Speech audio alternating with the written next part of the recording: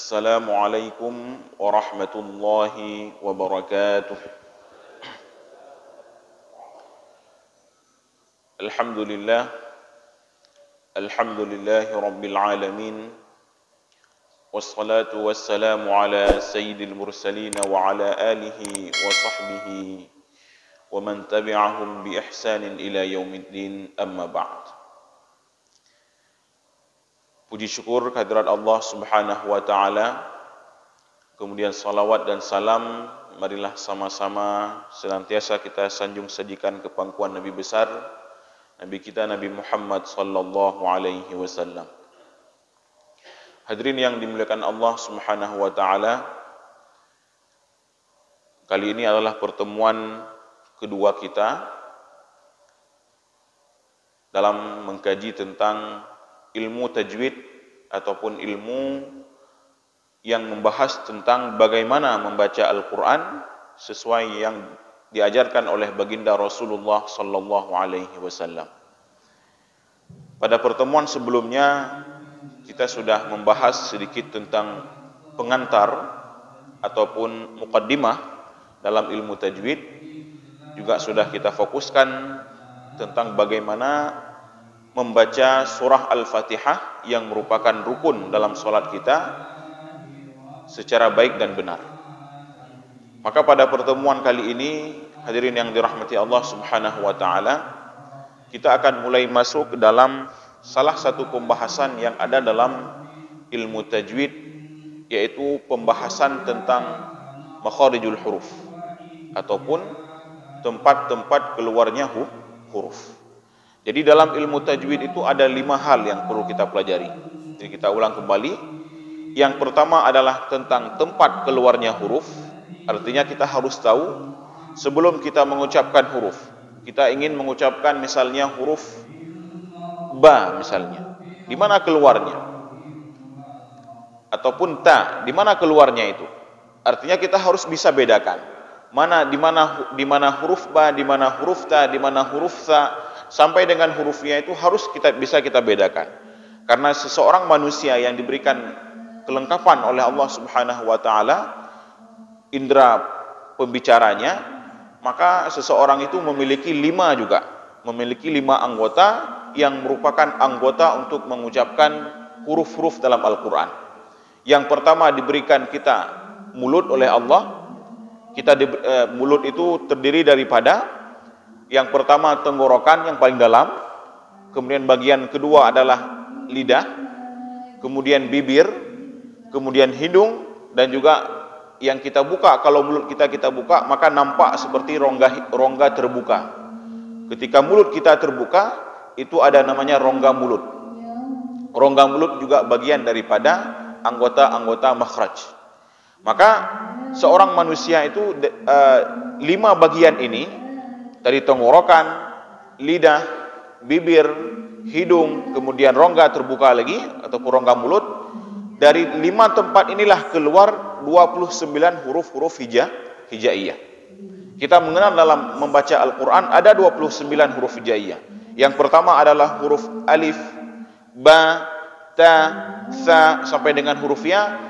29 huruf itu semuanya keluar dari 5 tempat tadi. Maka tinggal kita pilah-pilah sekarang. Nah, jadi baik sampai ketika ada baca huruf ain itu keluar di mana? Ain itu punya bahasa katanya lam taku dibit. Artinya dalam tenggorokan. Tetapi ketika kita baca, kadang-kadang kita kita baca dengan hidung. Ini salah. Maka kurang tepat dalam membaca huruf ain, kita arahkan suara ain itu ke dalam hidung. Ini sering kesalahan kita. Ataupun misalnya huruf dhad, ya, huruf dhad yang kita baca setiap salat kita, ghairil maghdubi alaihim walam. Huruf dhad padahal dia keluar dengan tepi lidah. Dia keluar dari samping lidah keluarnya. Tetapi datang kita baca huruf dhad itu dengan ujung lidah, sehingga salah bacaan. Jadilah dia seperti huruf dha. Huruf dha-nya ta yang na titik wati. Huruf ta yang na garis wati, kemudian na titik. Nah, itu bedanya antara huruf dhad dengan huruf dha. Maka tidak tahu kita tempat keluar, maka salah pengucapan. Tidak tahu di mana tempat pasnya keluar, kadang-kadang bergeser daripada tempatnya. Seharusnya tadi di tepi lidah, kita geser ke tengah lidah, padahal sama-sama di lidah. Nah, maka ini karena ketidaktahuan inilah yang membuat kita salah dalam pengucapan huruf. Maka hadirin yang dirahmati Allah Subhanahu wa taala, pembahasan pertama kita dalam ilmu tajwid adalah pembahasan tentang tempat-tempat keluarnya huruf. Hari ini kita ambil dulu, kita tidak ambil sesuai dengan urutan huruf, ya, biar lebih mudah. Kita ambil sesuai dengan letak huruf itu sendiri. Kita ambil dulu dari yang paling dalam, ya, dari tenggorokan. Dari yang paling dalam adalah tenggorokan. Cuman kena orang pegah tengku bahwa naha alam dada. Ya, pernah kita dengar ya, ada yang mengatakan bahwa huruf h yang bulat itu keluar dari dada. Ha'eli punya bahasa lain. Ha'eli-nya ditebit dari dada. Ini kurang tepat juga. Ya, hana huruf ditebit dari dada tunggu. Karena menyo dada hino, pita suara katanya hino. Mungkin pita suara dia putar ke belakang, dia ambil huruf, dia keluarkan, tidak mungkin. Nah, jadi tidak ada huruf di dada, tetapi pakon namakan huruf di dada supaya membedakan antara huruf h dengan h. Dan ada ha, naha ngon jim ha kha, dan naha yang ba ujung, yang ha yang bulatnya, yang memputar lagi yang disebut dengan ha. Nah, jadi tidak ada huruf di dada. Yang ada adalah yang paling dalam satu huruf itu di antara huruf-huruf hijaiyah itu adalah huruf yang ada di tenggorokan. Oke, maka yang pertama adalah huruf yang ada di tenggorokan. Napa papan tulis? Ada papan tulis. Kalau ada papan tulis, kalian dengan spidol lebih bagus ya. Jadi huruf yang pertama ataupun tempat yang pertama keluar huruf adalah dari tenggorokan.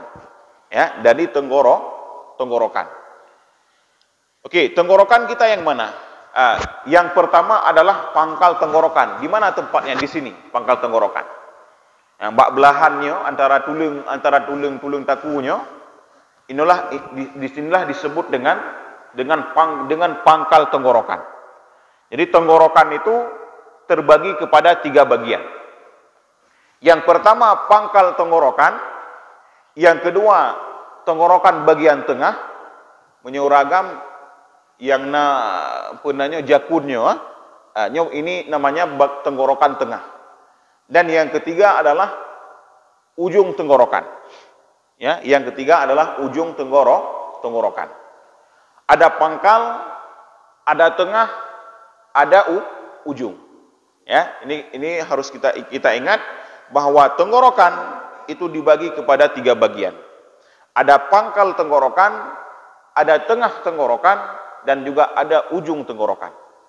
Itu bagian tenggorokan. Yang pertama pangkal tenggorokan. Nah, langsung ada, alhamdulillah.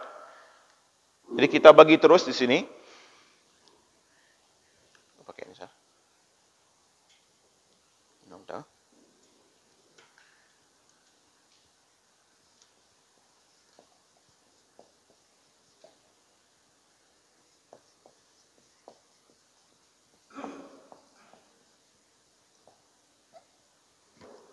Yang pertama apa tadi? Tenggorokan, ya. Yang pertama adalah tenggorokan. Maka tenggorokan itu terbagi kepada 3. Ya. Yang pertama adalah pangkal T aja ya, pangkal tenggorokan. Kemudian tengah tenggorokan. Yang ketiga ujung tenggorokan.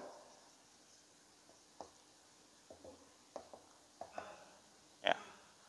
Tadi sudah kita sampaikan bahwa kalau pangkal itu di sini, di tengah-tengah ini, di belahan ini, kemudian tengah di bagian jakun ini, dan ujung dia batasan antara antara apa namanya leher kita dengan bawah ini ya, dengan bawah daripada apa namanya mulut kita.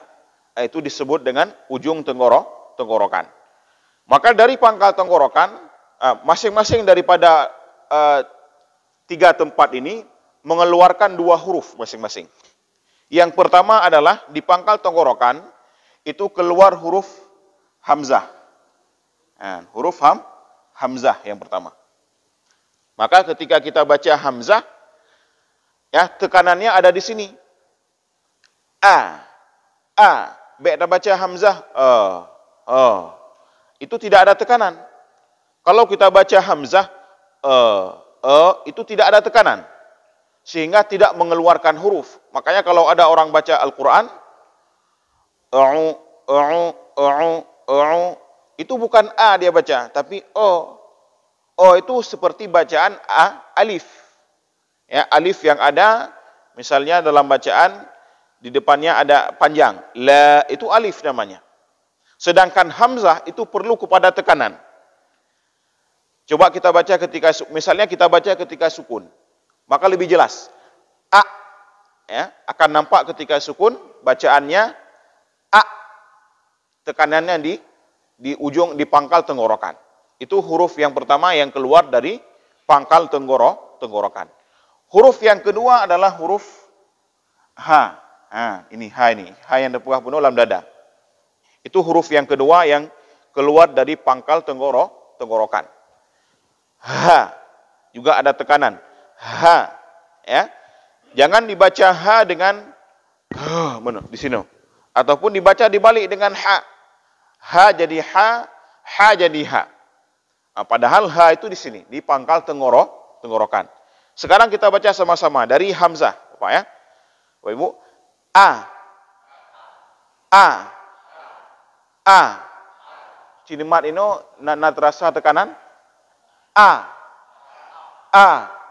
Lagi ibadah, ya kan? Ibadah itu rendema. Sekali lagi.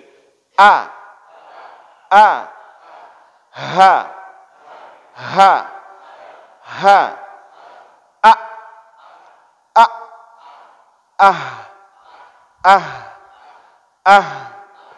Itu tempat keluar huruf hamzah dan ha. Hanya mubah itu. Baik ketika dah baca ha balik-balik loh. Ya. Jadi ketika ditanya ataupun kita harus tahu bahwa hamzah dan ha itu keluar dari pangkal tenggorokan. Kita naik ke atas terus. Ini dari bawah, dari paling dalam ya. Paling bawah kita naik ke tengah. Sekarang masuk kita ke tengah tenggorokan. Tengah tenggorokan. Maka di tengah tenggorokan itu juga ada dua huruf. Yang pertama adalah huruf ha. Huruf ha. Ya, ha keung, ha pedas. Yang kedua ada huruf ain. Ini dua huruf juga. Jadi dia keluar dari tengah tenggorokan. Kita naikkan ke atas. Kalau tadi di pangkal, sekarang naik ke atas sedikit, jadi di tengah tenggorokan. Ya, kita baca sama-sama. Ha.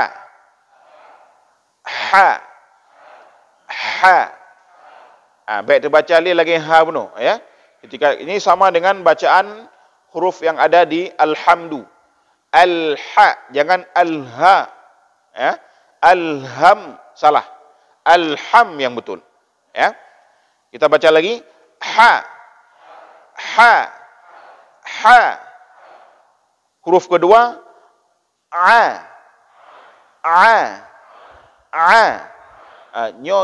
Huruf ain ini ya. Ini merupakan huruf yang termasuk sangat sulit kita baca. Kenapa jadi sulit? Karena dalam huruf dua-duanya sebenarnya sulit. Karena dua-dua huruf dalam huruf tersebut tidak ada dalam bahasa kita. Dalam bahasa Indonesia tidak ada, dalam bahasa Aceh belum. Jadi tidak ada dalam bahasa kita sehingga agak sulit kita ucapkan. Contoh misalnya seperti huruf ain, kita kadang-kadang dalam mengucapkan huruf ain, kita ucapkan huruf ain dengan hidung kita. Ini sesuatu yang salah. Kiban dengan hidung, ya. Coba iyyaka kita masukkan ke dalam hidung. Padahal huruf ain itu tidak